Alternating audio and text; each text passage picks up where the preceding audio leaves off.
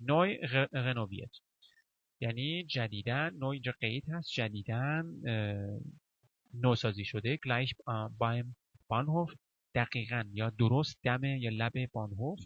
ruhige Lage im Grünen موقعیتی آرام در فضای سبز. ایدئال für Seminare که مشخص ایدئال هست برای سمینار. Garage für Ihren Wagen گاراژ هستش برای ماشیناتون و خودروهاتون. Einzelzimmer auf Anfrage در صورت درخواست. Einzelzimmer هم دارن.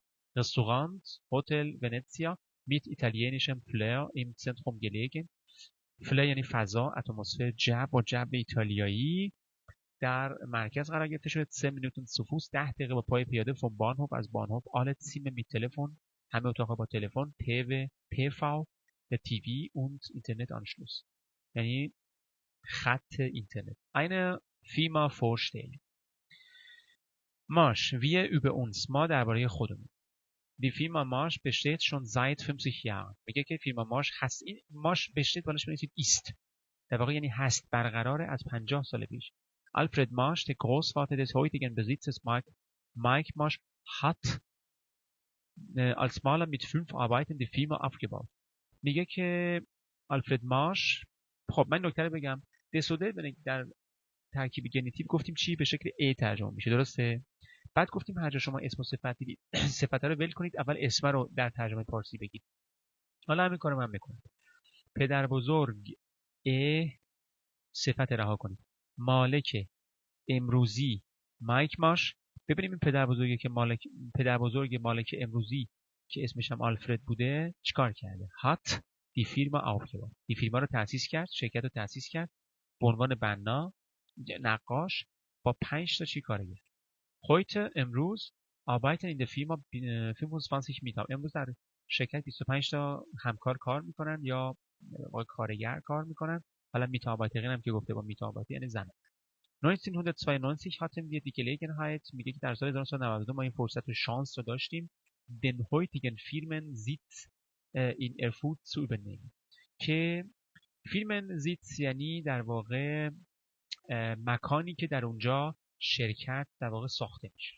خب ansässig بهش میگن، جایی که شرکت در اونجا مقیم میشه. خب یه نکته هم اینجا هست بچه‌ها، گلگنهایت رو بس کنید به هاتن.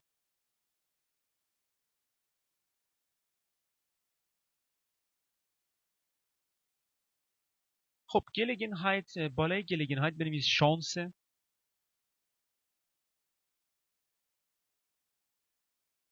نوشتید؟ ببین بچه‌ها این نکات رو که اینجا البته در قسمت گرامر خوندیم ولی یک بار یاد بگیریم برای همیشه. هاتن گلگنهایت. حالا من به جای مثلا گلگنهایت میذارم گلد. 1992 hatten wir kein Geld پول نداشتیم den heutigen Firmensitz in Erfurt zu übernehmen. ما پول نداشتیم که مکان در واقع شرکت امروزی رو عهده‌دار بشیم یا بر عهده بگیریم یا مسئولیتش رو بر عهده بگیریم.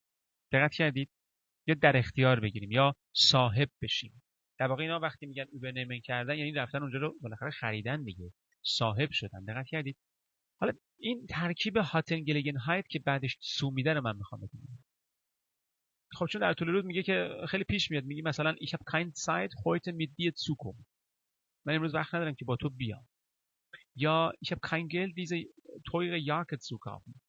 خب پس سال 1992 ما این فرصت و این شانس رو داشتیم که مکان شرکت امروزی رو در اختیار بگیریم، بر عهده بگیریم، صاحب بشیم. ولی منظور بخریم. حالا چرا حالا خریدن نگفته؟ خب همونطور که خب کتاب آموزش میده ما هم یاد میگیریم دیگه. dort zeigen wir اونجا ما به شما نشون میدیم gerne. بازم به این zeigen حالت چی داده؟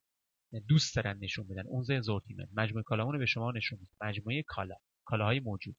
unsere Kunden مشتریامون. wir liefern über unsere Vertretungen nach Südeuropa, Portugal, Spanien und Italien und nach Mittel- und Osteuropa, Polen, Litauen, Rumänien und Russland. میگه ما میرسیم. لیفر میشه بردن و رسوندن. ما میرسونیم. این اوبه میشه سراسره. بعد از سطح بیانیست من 10 تا 15 تا خب عرض کنم که برنامه فیلم دارم که اونجا گرامر رو با هم کار میکنیم. خب اونجا براتون انواع استفاده حرفای اضافه رو خواهم گفت. اوبر رو اینجا بالا بهتون میگم چند تا معنی داره. یه گوریزی بزنیم درباره یه معنی، بر فراز، مثلا ich fliege über die Stadt، 2 تا معنی. بعد سراسر، اینجا مثلا همینجا معنی سراسره میده. ما میرسونیم به سراسر، یعنی به همه، به کل نمایندگی هامون به اروپای جنوبی، پرتغال و اسپانیا و ایتالیا و اروپای مرکزی و شرقی، لهستان و لیتوانی و رومانی و روسیه. دوباره یه معنی دیگه اگه یادم بیفته متجاوز است. مثلا متجاوز از 10 فرانک. Ich habe über 20 Franken. بیش از مثلا 20 فرانک پول دارم. خب حالا mit Freude schenken، با عشق و علاقه هدیه دادن. ihre Wünsche. bestellen Sie bei uns ihre Wunschgeschenke. ihr Wunschgeschenk. میگه که پیش ما، یعنی هدیه رویاییتون رو، هدیه‌ای که در فکرتون داشتید، آرزوش داشتید، سفارش بدید. wir liefern es. ما اون رو میرسونیم. lassen Sie überraschen. ببینید چی میشه. یعنی خودتون رو بذارید غافلگیر کنن. lassen Sie überraschen یعنی این کار رو بکنید.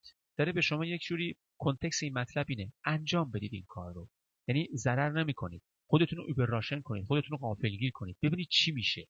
خب این کنتکستشه، شما رو تشویق میکنه. Gartenzwerg. این آدمک کوچولوی میشه اسمش از زورگ. بعد چون تو باغچه و اینا میذارن یا جلوی خونه ها تو اروپا میذارن، بهش میگن Gartenzwerg. über 50 مدل. اینجا میشه بیش از. متجاوز از 50 مدل. اینجا معنیش چی شد؟ کجا رفت؟ سراسره. چقدر خوب شد که یه معنی دیگه هم اینجا اومد. امیدوارم معنی دیگه هم بیاد. Wir bemalen sie nach ihren Wünschen. ab 5 Stück. بعد از 5 تیکه یا 5 قطعه بمالن، بچه‌ها رنگ میزنه ولی روی یه چیز رو رنگ میزنن، میشه بمالن. خود مالن میشه نقاشی کرد. نقاشی دیوار میگن streichen. streichen. nach ihren Wünschen یعنی طبق، بر اساس. این ناخه نمیشه بعد از، اینجا میشه طبق. طبق خواسته شما رنگ میکنه. تیشرت mit Aufdruck. Aufdruck بچه‌ها این کانگوروی آهو رو میبینید روش؟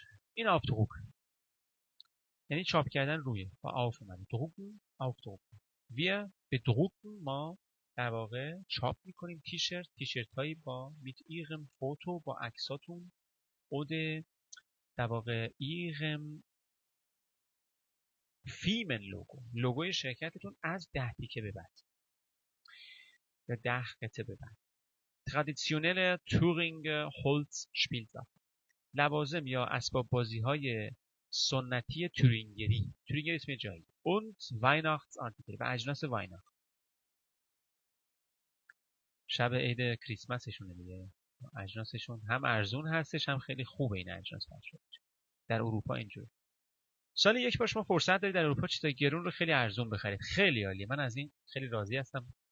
خب unsere Produkte stellen wir in Deutschland und in der ganzen Welt her. her رو اصلا داشتن یعنی herstellen، یعنی تولید کردن. ما در دویچلاند، در آلمان، in the ganzen Welt، در تمام دنیا اینو در واقع تولید میکنیم. خب اینجا شما این رفرات حالت این سخنرانی انجام دادن با بگرویسوم، چجوری ما بگرویس سلام بدیم، این لایتون چجوری شروع کنیم، قسمت اصلی مطلب هاوپتایل رو چجوری بگیم و چجوری به پایان برسیم. من سریع ترجمه میکنم رد بشیم. دقت کنید. Sehr geehrte Damen und Herren، خانم ها و آقایان محترم، ich freue mich Sie bei uns zu begrüßen. خوشحالم که به شما اینجا خوش آمد میگم. سلام. این لایتون میگه ich möchte Ihnen kurz unsere Firma vorstellen. حالا شما به جای فیرما هر چیزی که خواستید میتونید. بعد ادامه میگه که در ادامه میگه zuerst möchte ich Ihnen etwas über فلان چیز erzählen. خب خیلی خوبه، مقدمه خوبی.